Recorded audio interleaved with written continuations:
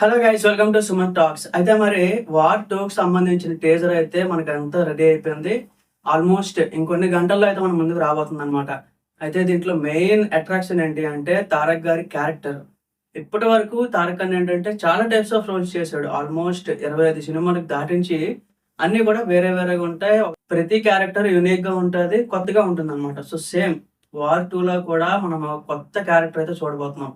First thing ఏంటి అంటే ఇక్కడ హృతిక్ రోషన్ని ఇక్కడ స్పై ఏజెంట్ అనమాట. అంటే ఆల్రెడీ మిలిటరీలో వర్క్ చేసి ఏదో ఒక డిస్టర్బెన్స్ రావడం వలన ఎక్కడో దగ్గర వెళ్ళిపోతాడు. సో తనని పట్టుకోవడానికి వచ్చిన వాడు మన తారక్ అన్న అనమాట. సో తారక్ అన్న ఏంటంటే అగైన్ మనం వార్ 1లో చూసాం. సో టైగర్ ష్రాఫ్ కి అలాగే హృతిక్ రోషన్ మధ్యలో విలన్స్ కాదు, బట్ హీరో విలన్ లా ఉంటారన్నమాట. సో అట్లాగా ఇక్కడ కూడా తారక్ అన్న హృతిక్ రోషన్ మధ్యలో ఒక చిన్న రైవల్ అయితే ఉండబోతుంది. టీజర్ లో కూడా రివీల్ చేసే అవకాశం ఉంది అనమాట.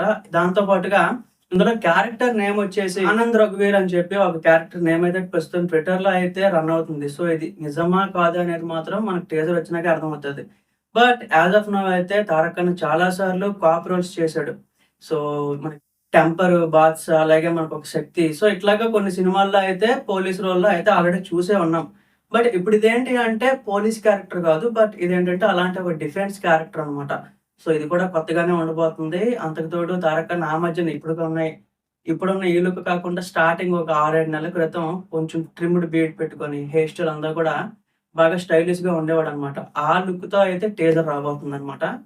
సో టీజర్ లెంత్ కూడా మనకైతే ఫిక్స్ అయింది గైస్. 1 minute 30 seconds ఉండేటట్టు ప్లాన్ చేశారు. సో టైటిల్స్ ఇవన్నీ కూడా ఎక్స్టెండ్ అయ్యే అవకాశం ఉంటుంది. బట్ టీజర్ తో తారక్ అన్న ఇమేజ్ ఇంకా పెరిగే అవకాశం ఉంది. ఎందుకంటే వైఆర్ ఆఫ్ యూనివర్స్ అనేది మేబీ మన దగ్గర అంత పేరు లేదు, బట్ ప్రతి హిందీ మాట్లాడే రాష్ట్రంలో కూడా వైఆర్ ఆఫ్ యూనివర్స్ కి చాలా పెద్ద పేరు ఉంది.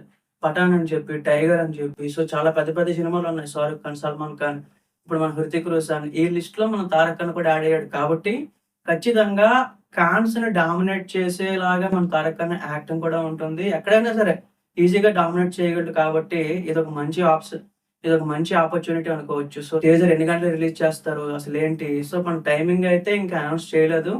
మనకి ట్వీట్ పడంగానే నేనైతే వీడియో చేస్తాను గైస్. Stay tune.